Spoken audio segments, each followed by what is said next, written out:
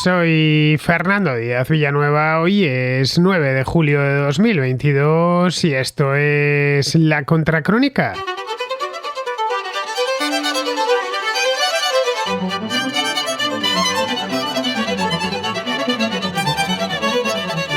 Bienvenidos a La Contraportada, nuestra cita literaria bisemanal, es decir, que la tenemos cada 2 semanas, porque las otras 2 semanas la dedicamos al cine, al contraplano.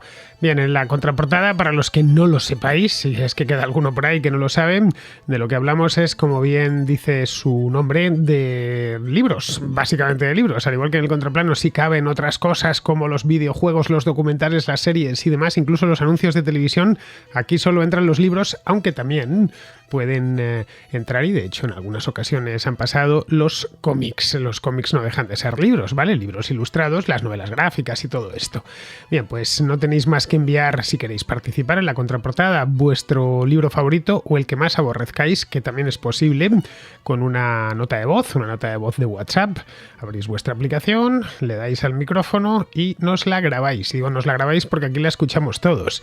En La Contraportada los libros no los recomiendo yo, tampoco los recomiendan las editoriales, no los recomiendan los críticos literarios, los recomienda la gente que los lee. Y esto ya de por sí le da un valor especial, muy especial a este programa. Bien, pues una vez tengáis abierta esa aplicación, grabáis vuestra nota, que tiene que durar, pues sobre eso ya lo dejo en función de lo que queráis, ¿no? Pero lo propio, lo adecuado sería entre 3 y 4 minutos para que nos podáis recomendar el libro con suficiente tiempo, como para bajar un poquito al detalle. De lo contrario, pues es muy difícil. Una nota de voz recomendando un libro de 1 minuto, a mí la verdad se me hace cortísima. En lo que has dicho el autor, el título, la editorial, el número de páginas que tiene, es que no te da tiempo ya casi ni a una sinopsis brevísima. Así que no tengáis miedo, pueden ser un poquito más largas, pero eso sí, importantísimo, tienen que escucharse bien. El número de WhatsApp, que se me olvidaba darlo, es el 690-827909. Este número vale para cualquier contra, no solo para la contraportada, sino también para el contraplano, para la contrarréplica, para todas las contras. Bien, pues dicho esto, que ya sabéis que lo digo solo sábados y domingos, pasamos ya a la contraportada.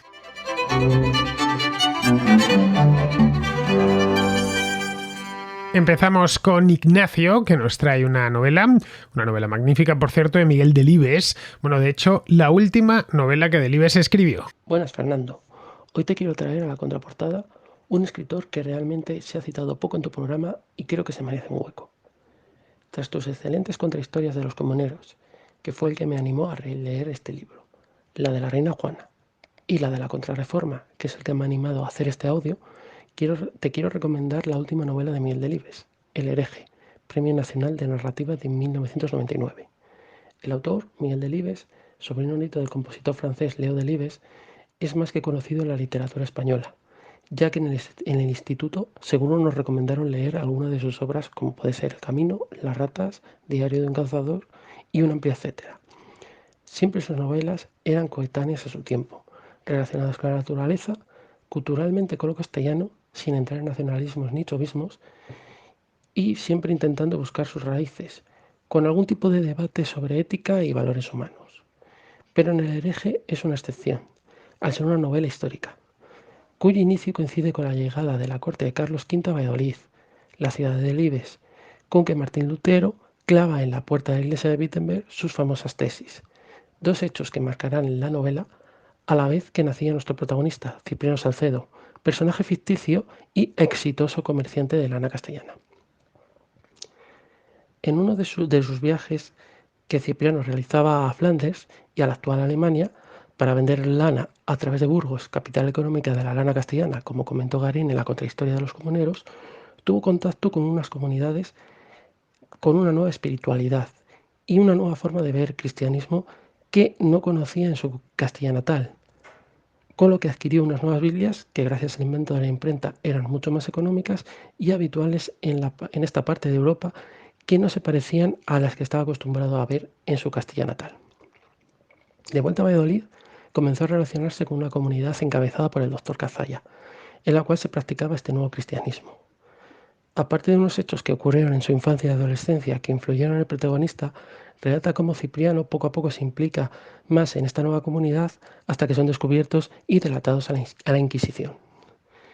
Se narra todo el proceso inquisitorio, acusados de herejía, como dice su título, finalizando con un hecho histórico acaecido en Valladolid, los llamados autos de fe.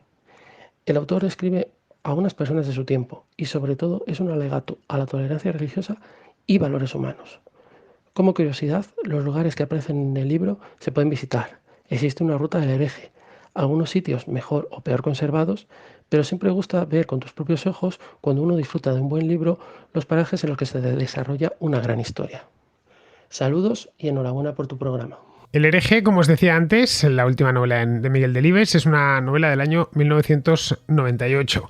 Delibes era ya mayor, pero vamos, aún así vivió unos cuantos años más, porque si mal no recuerdo, murió este hombre en el año 2010. Tenía ya 90 años, una cosa así. Murió bastante mayor, tuvo una vida, la verdad, muy productiva. Escribió muchísimas novelas y relatos de todo tipo, y esta en concreto, esta El hereje, fue la última que hizo. Según algunos, El hereje es la mejor novela que escribió en toda su carrera. Yo la verdad es que no sabría decir si es la mejor, pero sí os aseguro que es una novela muy buena. La novela cuenta la vida de un tipo llamado Cipriano Salcedo, un mercader de Valladolid que reniega del catolicismo. Está ambientada en el siglo XVI, mediados del siglo XVI, y se une a un grupo de protestantes que había en Valladolid en la primera mitad del siglo XVI, en torno al año 1540-1550.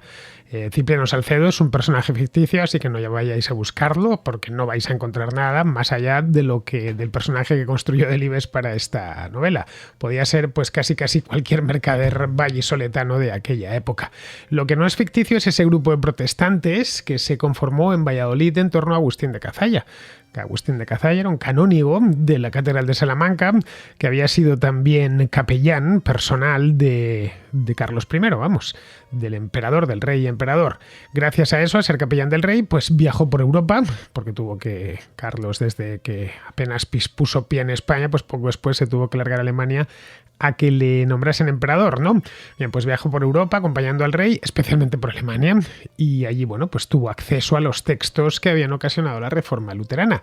Él estuvo en Alemania en la década de 1520, pues en plena ebullición, ¿no?, del luteranismo, la guerra de los campesinos, etc. Pudo también conocer a protestantes en persona y probablemente se convirtió allí. Algunos creen que nunca llegó a ser propiamente luterano, Cazalla quiero decir, sino simplemente un alumbrado. Los alumbrados eran una corriente teológica que abogaba por una interpretación libre de las escrituras. Esto evidentemente pues sacaba a la Iglesia de la ecuación. Los alumbrados es un movimiento típicamente español y al principio no le dieron mucha importancia a las autoridades eclesiásticas, pensando pues que eran cuatro monjes, 4 locos, pero conforme pasó lo de Lutero, pues empezaron a prestar más atención a todo este tipo de movimientos religiosos, ¿no? Y al final los terminó persiguiendo la Inquisición. La verdad es que, volviendo con Cazalla, no tenemos mucha idea sobre lo que pensaba exactamente este hombre, porque no nos ha llegado ningún texto suyo, y los escribió, pero no nos ha llegado ninguno, así que no sabemos si realmente se había hecho luterano o era un simple alumbrado de la época. Bien, luterano o alumbrado, tanto da. El hecho es que al regresar a España, después de hacer toda la tournée con Carlos V por Europa, se estableció en Valladolid y formó allí un grupo secreto, o por lo menos discreto, de protestantes que empezó a operar en la ciudad. En aquel momento el protestantismo en España era minoritario. De hecho, si vamos a los procesos de la Inquisición, los protestantes que se habían, hasta aquel momento estoy hablando, en torno al año 1540, que se habían llevado a cabo contra protestantes, eran muy poquitos y todos extranjeros, pues algún flamenco, algún inglés, generalmente en puertos como Valencia, como San Sebastián, y poco más. Dentro de España no había protestantes, y los que había pues eran muy pocos y por supuesto pasaban completamente desapercibidos. Se habían formado, eso sí, dos, no sé, llamémoslo células, por utilizar lenguaje contemporáneo. Se había formado una en Valladolid y otra en Sevilla, lo cual tampoco era extraño, eran dos de las principales ciudades de la corona en aquel momento. No eran células muy numerosas, pero cuando llegó Felipe II al trono, tuvo que marcharse a los Países Bajos, pues para conocer sus propios dominios y ya de paso para que le reconociesen allí como rey, quedando su padre en el monasterio de Yuste, él ya había abdicado, y su hermana Juana de Habsburgo se quedó como regente. Bien, Carlos, que se retiró a Habsburgo ya para morirse después de una vida muy ajetreada, sabía bien lo que había pasado en Alemania con la reforma y no quería exponerse a que eso se extendiese, a que aquel desorden se extendiese hasta Castilla y que su hijo, o sus reinos de España, también incluido Aragón, por supuesto, y que su hijo se encontrase pues en la misma Castilla, en el corazón de Castilla con los mismos problemas que tenía en el Imperio o en el norte de Flandes. Poco después de esto daría comienzo a la guerra en Flandes, que tuvo un componente religioso, como bien sabemos. Así que nada, Juana ordenó al Santo Oficio que investigase qué estaba pasando en Valladolid y en Sevilla, que desmantelase los grupos que encontrase y que procesase a sus miembros. Esta historia es bien conocida porque quedó muy bien documentada en su momento, documentada por la propia Inquisición. Esta es una de las cosas buenas que nos ha dejado la Inquisición, una documentación magnífica para poder estudiar esa época con mucho detalle. Bien, pues en Valladolid se procedió a la detención de Cazalla, por supuesto, y de toda su familia, y se organizó un auto de fe multitudinario en la Plaza Mayor. Esto sucedió en el año 1559. Bien, es en ese momento, es decir, en torno al año 1550, ya digo, y en ese lugar, en Valladolid, donde Delibes ambienta la ficción porque es que es una ficción, él está basado en hechos históricos, pero no deja de ser una novela histórica, no lo olvidemos. Bueno, la ficción y la acción de toda la novela del hereje. El hereje obviamente es Cipriano Salcedo, que se las tiene que ver con la Inquisición. Delibes fue un gran narrador y siempre que pasa por la contraportada le suelo poner por las nubes porque a mí es un autor que me gusta mucho y le tengo bien leído y la acción está muy bien tirada en esta novela. Vamos, que uno se pone a leerla y no es una novela corta, ni mucho menos, es una novela de 500 o 600 páginas y uno se pone a leerla y se engancha rápidamente. Luego además de eso pues baja muchísimo al detalle, como es habitual con Delibes, recrea de forma muy fidedigna lo que era pues el Valladolid de aquella época, de mediados del siglo XVI, la moda, lo que comían, las costumbres. Bueno, por describe hasta los remedios que tomaban los castellanos del siglo XVI para sus males. Se ve que aquí Delibes hizo un trabajo extraordinario de investigación sobre la historia y la vida cotidiana. Pero luego es curioso porque no investigó tanto sobre las circunstancias históricas o directamente no quiso hacerlo. Él venía con una idea ya preconcebida y si hubiese se hubiese informado más sobre las circunstancias históricas, pues quizás se quedaba sin novelas, una posibilidad, ¿no? La visión de Delibes del Valladolid de mediados del siglo XVI es propiamente la de los románticos del siglo XIX. Es un poco anacrónica, es decir, una Castilla atrasada, fanática, intolerante. A ver, por lo que conocemos de la época, y ya digo que nos ha llegado bastante información de aquella Castilla, no era ninguna de las tres cosas.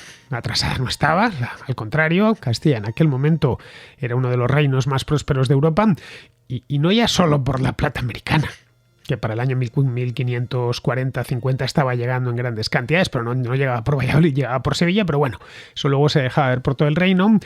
Pero es que antes de eso, antes del descubrimiento de América, Castilla era próspera, especialmente el norte de Castilla. Luego, respecto a la intolerancia religiosa, a ver, claro que había intolerancia religiosa en la Castilla del siglo XVI, pero es que eso era lo común en toda Europa, con la diferencia de que en lugares como Valladolid, que tenía universidad propia, pues desde mucho tiempo antes, la Universidad de Valladolid es de las más antiguas de España, es del siglo XIII. Pues aparte de eso, pues es que había muchísimo debate de casi todo. Salamanca no estaba muy lejos y sigue sin estar muy lejos de Valladolid, y en aquel momento su universidad, la de Salamanca, como comentábamos en aquel programa que hice con Alberto Garín y con León Gómez Rivas hace, pues nada, un año, una cosa así, sobre la escuela de Salamanca, era uno de los focos intelectuales de todo el continente, lo que vendría a decir que era uno de los focos intelectuales de todo el mundo. Alcalá de Henares tampoco andaba muy lejos de Valladolid, y bueno, allí se acababa de concluir la Biblia Políglota Complutense, que como comentamos Alberto y yo en aquella contrahistoria sobre la Reforma Luterana, o como hemos vuelto a poner en nuestro libro que acabamos de sacar al mercado hace unos meses, esta de la Reforma que no fue, esto de la Biblia Políglota Complutense inspirada y animada por el cardenal Cisneros, fue una de las grandes obras del siglo XVI, ¿no? Una obra teológica, pero movida por un espíritu de reforma, ni mucho menos por un espíritu oscurantista, ni nada de eso. Bien, pues esto era lo que había, esta era la Castilla de la época, la Castilla de Ciprián de Salcedo, del protagonista de esta novela. Para nada un lugar oscuro y fanático, ni mucho menos. Castilla además estaba llena de erasmistas, tenía muchísimos, una doctrina, por cierto, apoyada por la corona, por el propio Carlos I, y había un montón de corrientes renovadoras, como esta de la devotio moderna, que tratamos en este libro, La Reforma que no fue, Alberto y yo, con muchísimo más detalle. Lo de Tomás de Kempis y demás, pues la devotio moderna en Castilla estaba muy extendida. Bueno, tanto que la propia reina Juana, la practicaba, al igual que Juana se acababa de morir en 1555, poco antes de los hechos de esta novela, ¿no?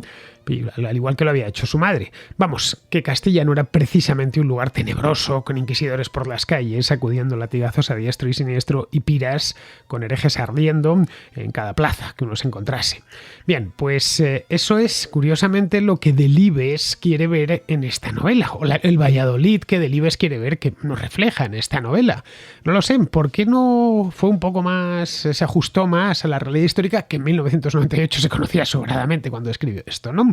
Pues como decía antes, seguramente porque si hubiese querido verlo de otra manera se hubiese quedado sin novela. El hereje, como os decía, cuenta la historia de un vallisoletano que se hace protestante. La Inquisición le trinca y le procesa. Ya está. Hasta ahí todo correcto. Pero Delibes quiere ir más lejos, quiere hablar de la tolerancia y de la libertad de conciencia como grandes temas desde esta novela del hereje, lo cual está muy bien, es bueno siempre romper una lanza a favor de la tolerancia y de la autonomía del individuo y de la libertad de la conciencia, de la libertad de culto y de todas estas cosas. El problema aquí es que coloca a ese grupo de protestantes de Valladolid como metáfora de la tolerancia y de la libertad. Y a ver, no. Los protestantes de Valladolid, como los de Sevilla, eran tan intransigentes en cuestiones de fe como los propios inquisidores que les persiguieron. Igual, de haber podido ellos, de haber estado ellos al mando, hubiesen hecho lo mismo con los católicos. Y esto no es una suposición, ¿no? En absoluto. Esto mismo fue lo que sucedió allá donde la Reforma se impuso. En Alemania, o en las zonas de Alemania donde triunfó, en Holanda, en Escandinavia, en el Reino Unido, los reformados persiguieron a los católicos y lo hicieron sin ningún tipo de piedad. Así que iban a ser los protestantes españoles mejores o más tolerantes. La idea de la tolerancia religiosa en el siglo XVI era directamente impensable, implanteable, y lo mismo se puede decir del siglo XVIII. Ese valor, el valor de la tolerancia religiosa, de la libertad de culto, es algo que Europa descubrió mucho más tarde, pero no en los siglos XVI y XVII, ni muchísimo menos, ni en la Europa protestante, ni en la Europa católica. Esto lo comentábamos Alberto y yo en la Reforma que no fue, que es común incidir en el hecho de que la España de Felipe II había un índice de libros prohibidos. Es decir, que los autores protestantes que llegaban de Alemania o del Reino Unido, no, de Inglaterra, en aquella época no se podían leer. Bien, pero es que los libros españoles o italianos o franceses no se podían leer en la Alemania reformada tampoco, también tenían sus propios índices de libros prohibidos.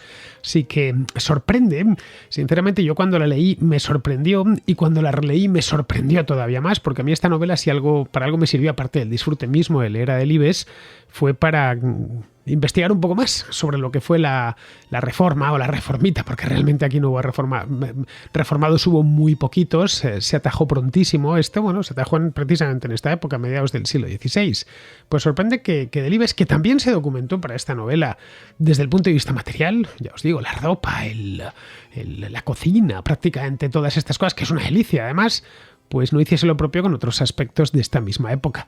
Luego también incurre en otro, creo que es un defecto, y es una persona como Delibes que escribía tan bien, ¿cómo puede poner en la boca de los protagonistas, ya digo, del siglo XVI, expresiones y palabras propias del siglo, no XIX, del siglo XX. Esto también llama la atención, pero bueno, como estaba tratando de hacer una novela que podríamos decir casi contemporánea, pero llevándose la acción y la ficción al siglo XVI, pues claro, necesitaba colocar ideas genuinamente modernas o contemporáneas en la mente de los protagonistas, que si Cipriano Salcedo hubiese existido y leyese su propia novela, seguramente se habría quedado estupefacto por la manera en la que un escritor español de finales del siglo XX le representaba. Pero bueno, dejando eso a un lado y sabiendo de antemano lo que uno se va a encontrar, ya os lo he dicho yo, la novela está muy bien, El hereje es una muy buena novela, con una historia sugerente y muy bien escrita.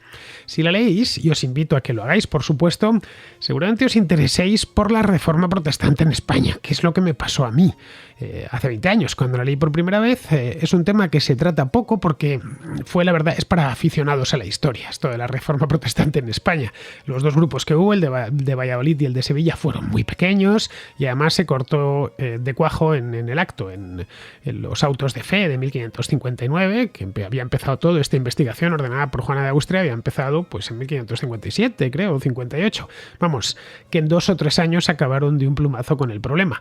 Eso, pues claro, nos lleva a concluir que fue poco tiempo, pero aún así no deja de ser una época y el periodo ya de por sí es muy interesante, pero la historia de estos pocos protestantes españoles, por desconocida, yo creo, la hace más interesante todavía.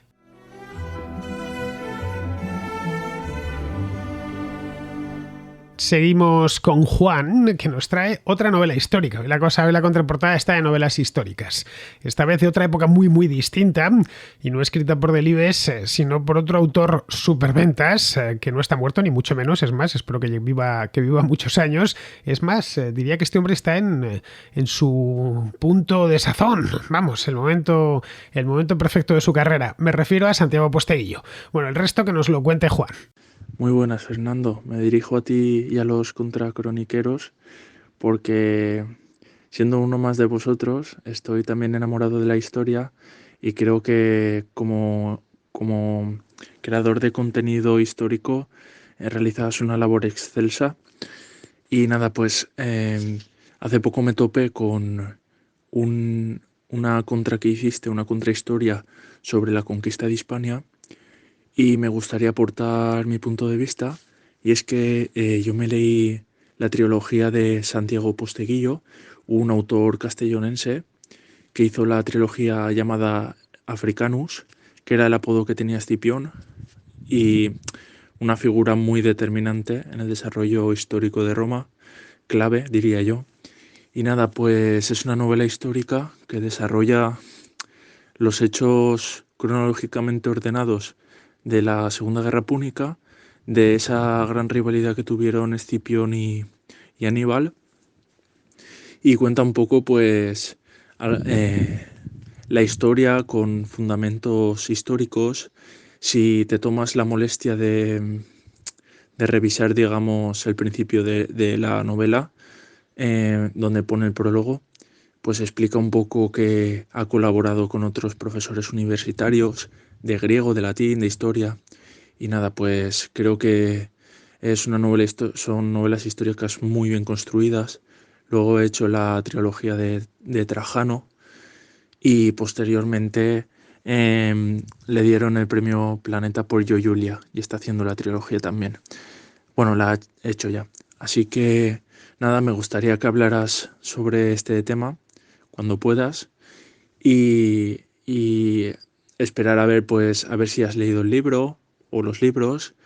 Ya sé que tiene muchas páginas, pero es súper interesante y te aporta mucho lexicón, mucha cantidad de vocabulario. Y nada, pues la manera que tiene de hilar la historia y de crear, digamos, literatura en esos vacíos históricos que hay, me parece muy buena también por parte de Santiago Posteguillo. Creo que es una eminencia de la literatura y nada, pues quería saber tu punto de vista sobre este tema. Un saludo y nos vemos. Adiós, Fernando. Esta es la 4ª vez que pasa esta trilogía de Santiago Posteguillo, compuesta por 3 libros. El hijo del cónsul es el primero, Las legiones malditas es el segundo y La traición de Roma es el tercero. Se la conoce como la trilogía de Escipión o directamente como Africanus. Lo digo porque se suelen vender las 3 juntas, ya sea porque te las bajas al Kindle o porque te las compras en papel, lo venden en un estuche, que está muy bien. La última vez que pasó por aquí lo he ido a mirar, lo tengo aquí delante, fue hace 2 años solo, en julio de 2020. Esta es la 4ª vez que pasa. Bueno, de Posteguillo no puedo decir nada malo, quiero decir. Todo lo que se puede decir de este hombre es bueno. Es un superventas, todo lo que escribe lo convierte en oro. Esta trilogía fue lo primero que escribió entre los años 2006 y 2009, las fue sacando. Y claro, como funcionó muy bien en ventas, quiero decir, pues se animó con otra trilogía, la de Trajano, que también ha pasado por la contraportada. Posteguillo, del que ya he hablado aquí en otras ocasiones, porque a Trajano también, la trilogía de Trajano también me la habéis mandado, es profesor universitario en la Universidad Jaume I de Castellón, y eso, claro, le permitió lanzarse a escribir con cierta tranquilidad, sabiendo que si no funcionaba, podía dejarlo en simple afición. No, hoy sigue siendo profesor de la Jaume I. Es decir, podría dejarlo, pero si le gusta dar clase, él es filólogo, pues me parece muy bien. Esto también le da tranquilidad de no estar presionado con la necesidad de ir sacando continuamente títulos nuevos. A mí me parece un tipo admirable que ha llevado personajes como Escipión el Africano o como Trajano al gran público. Escribe muy bien y es además muy respetuoso con la historia, lo que vendría a demostrar que la conoce bastante a fondo. Pero bueno, como el género que cultiva es la novela histórica, pues se toma sus licencias, como no puede ser de otra manera. Bien, pues por cuarta vez, ahí os lo dejo. Al final no va a haber un solo contraescucha de la contraportada que no haya leído a Santiago Posteguillo, y la verdad es que no está nada mal leerle. Eso sí, os advierto que sus libros son gruesos. Vamos, que le tenéis... Tengo aquí la longitud completa. La trilogía tiene... Aquí me aparece... 2.456 páginas, ahí es nada, tenéis para todo el verano, vamos, o para todo el invierno, o para una estación completa, y leyendo a buen ritmo. Esta es en la edición de bolsillo, la tenéis también, por supuesto, para bajarosla completa en Kindle. Si os gusta la novela histórica y os gusta concretamente la época romana, pues Posteguillo, digamos que es must, es decir, es algo que tenéis que hacer sí o sí.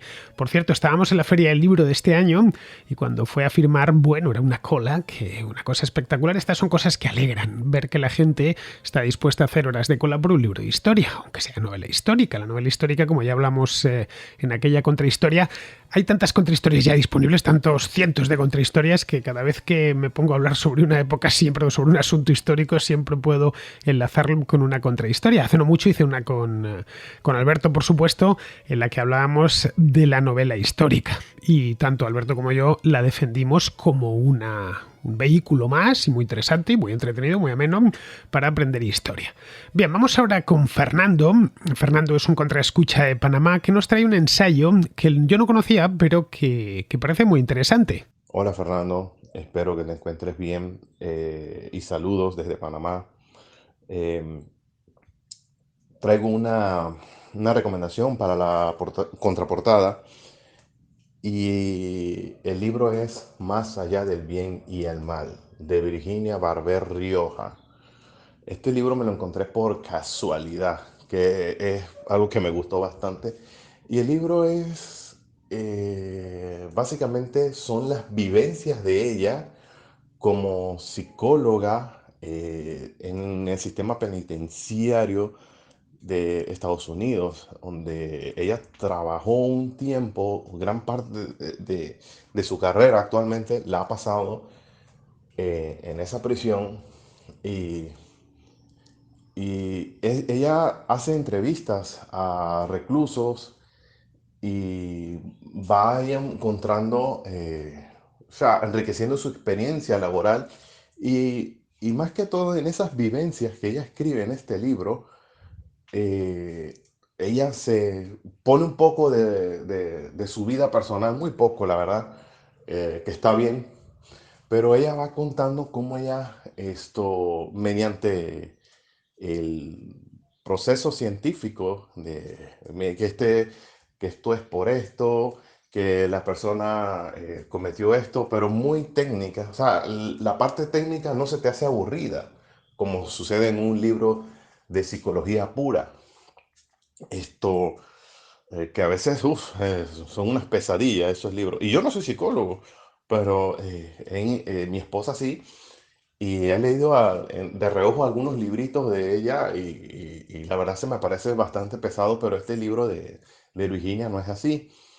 Y en el libro toca temas como el del juicio de los 7 de Chicago, que es un error que cometió el sistema judicial de Estados Unidos.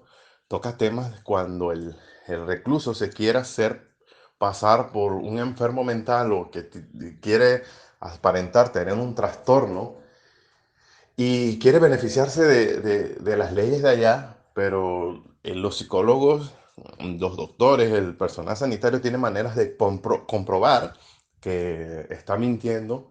Eh, Ella tiene entrevistas con tipos que le intentan engañar, pero no han podido o les cuesta trabajo.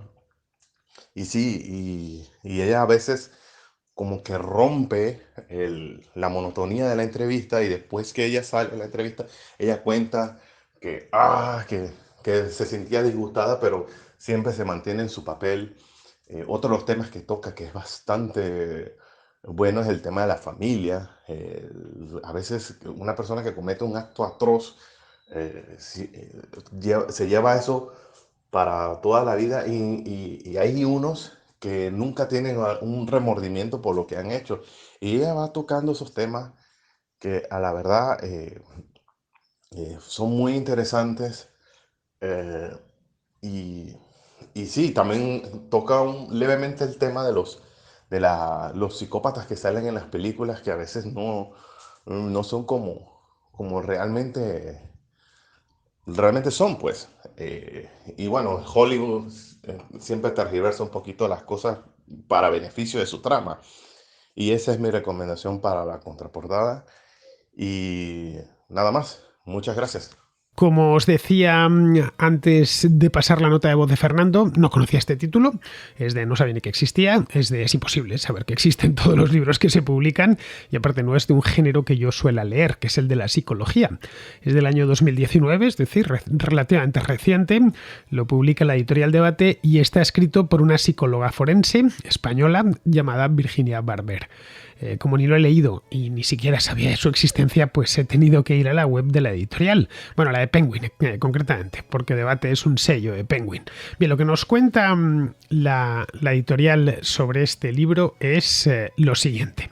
Os leo tal cual, es decir, aquí sí que no estoy inventando nada. El libro, por cierto, por si no lo habíais pillado, se llama Más allá del bien y del mal, experiencias de una psicóloga forense. Bien, cuenta lo siguiente.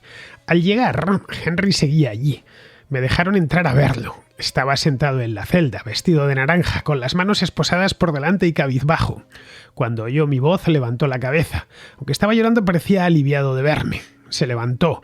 Los guardias me gritaban: «Doctora, no lo puede tocar. Ya no es su paciente. Es un preso. No se acerque. Tiene 30 segundos». Fui capaz de meter mis manos entre los barrotes y tocar las suyas unidas por las esposas. «Recuerda lo que hemos hablado. Espero que no tener que volver a verte». Fueron las últimas palabras que le dije y la última vez que lo vi. Bien, esto está tomado directamente del libro, como podéis imaginar, pero vamos, continúa la sinopsis que dice: en Más allá del bien y del mal, Virginia Barber Rioja nos cuenta, mediante unas excepcionales memorias, sus experiencias como psicóloga forense. El enfoque de esta joven canaria, establecida en Nueva York, nos abre los ojos frente a los riesgos de un sistema penitenciario que no contempla las condiciones sociales ni las necesidades básicas de sus reclusos con enfermedades mentales y explica el rol fundamental de sus compañeros de profesión para incidir en la creación de una ley más humana y más justa que nos permita avanzar hacia una sociedad mejor.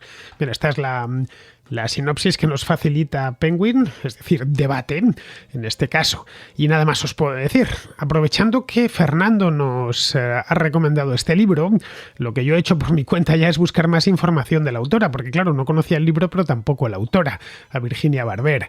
Como os comentaba antes, es española, canaria para más señas, de Lanzarote, de la isla de Lanzarote, y al parecer es directora clínica del Departamento de Salud Mental de las cárceles de Nueva York, entre las que se encuentra la famosa cárcel de Rikers Island, esta que está en East River. Si habéis aterrizado alguna vez en el aeropuerto de La Guardia, la habréis visto justo al aterrizar porque es que queda pegada al aeropuerto.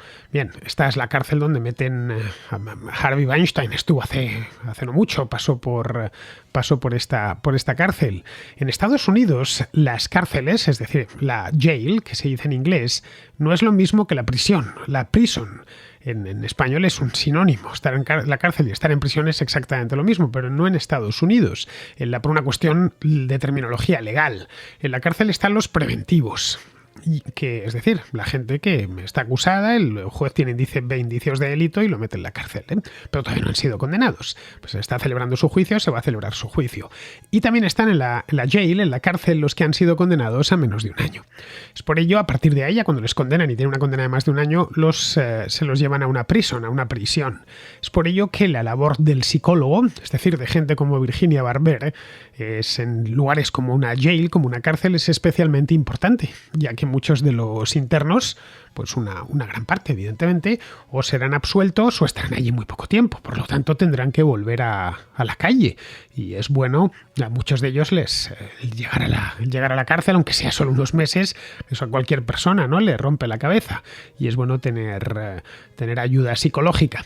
Bien, pues ahí os lo dejo. Lo tenéis en Debate y está, por supuesto, al ser un libro tan reciente, tanto en papel, en tapa blanda, como en Kindle. Bien, vamos ahora vamos con Diego. Diego es un contraescucha de Uruguay, de Punta del Este, que nos trae pues un libro sobre historia del tabaco. Bueno, te agradezco porque escucho tus contrahistorias y contracrónicas. Realmente me he hecho fanático desde hace añito y medio por ahí. Sí, con la pandemia, arrancamos todos con eso. Escucha, acá te dejo el link de un libro que leí ya hace unos años. Yo como fumador volví a fumar y también de haber trabajado en industria del tabaco en algún otro momento. Y viendo un poco la historia del tabaco, y este libro a mí me resultó interesante cómo el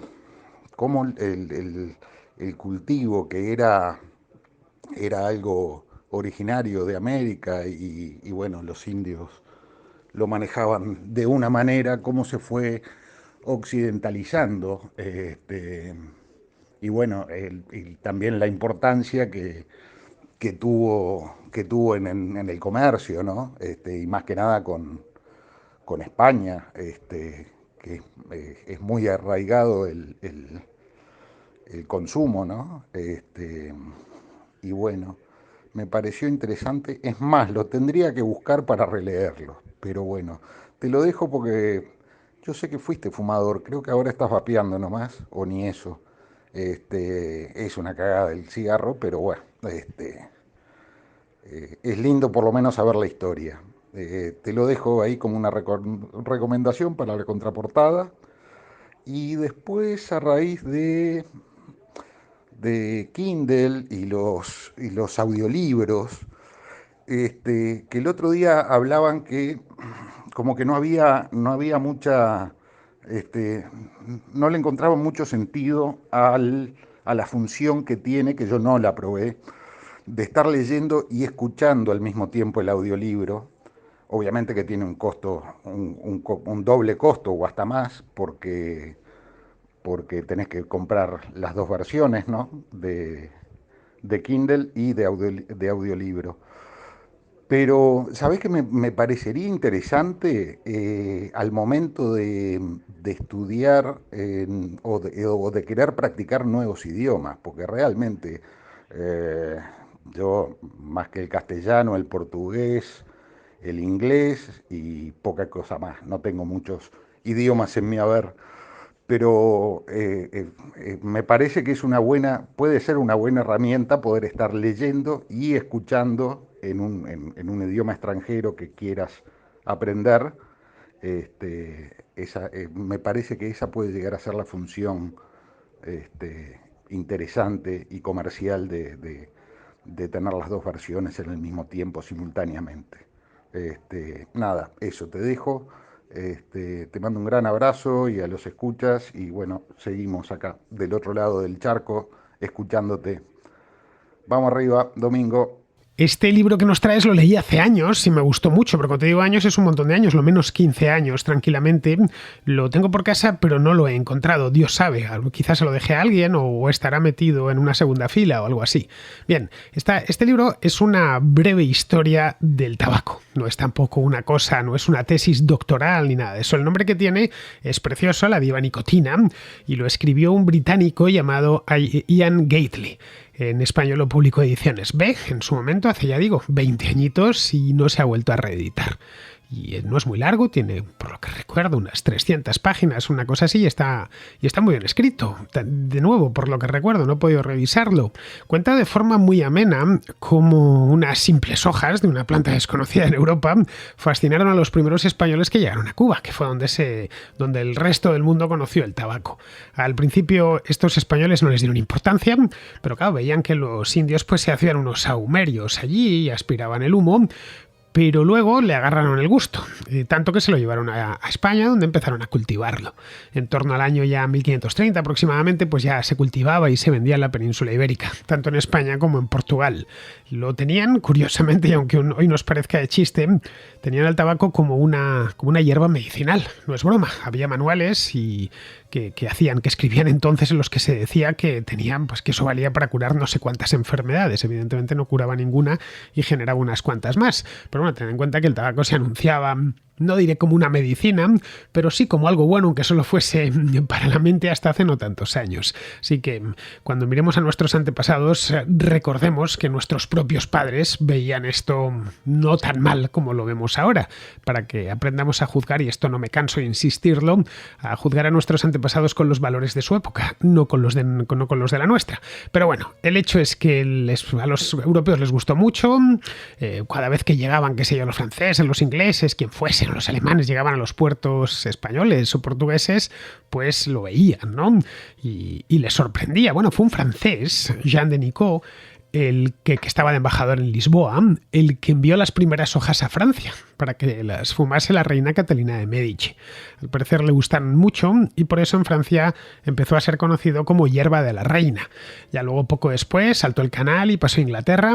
A los ingleses, por supuesto, también les gustó y empezaron a cultivarlo en su colonia de Virginia.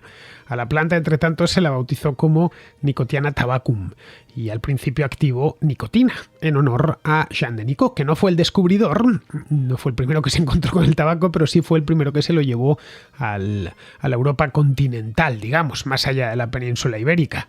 La nicotiana, que tiene unas hojas de gran tamaño, no sé si alguna vez habéis visto alguna planta de tabaco. En España en ciertos lugares se cultiva, en Extremadura, por ejemplo, por supuesto en las Islas Canarias, se ve unas hojas de gran porte, pues precisamente por eso se empleaba como planta para decoración en los jardines. Bien, todo esto lo cuenta Gately con muchísimo detalle y luego ya va desgranando cómo el tabaco se adueña de toda Europa, desde Lisboa hasta Moscú, y todo gracias a la endemoniada adicción que produce la nicotina. Los que lo hemos padecido lo sabemos a la perfección. Yo fui fumador pues durante casi 20 años, luego ya me pasé al vapeo y no lo he dejado. Llevo vapeando más de 10 años y no tengo ninguna intención de volver al tabaco. Y el vapeo, que ya ojo, yo le sigo poniendo un poco de nicotina, no mucha, creo que son 3 miligramos, que es muy poquito, pero vamos, a mí me gusta el vapeo por el sabor.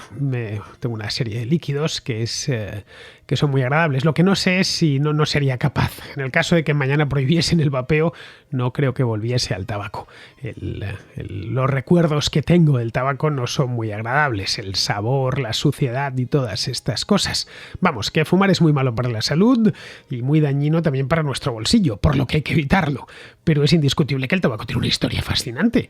Ha acompañado a los europeos y luego al mundo entero desde hace más de 500 años, originando todo tipo de controversias. Bueno, las últimas las estamos viviendo ahora, con las prohibiciones generalizadas en casi cualquier parte. Bien, el libro no es fácil de encontrar, al menos en español, ya lo digo.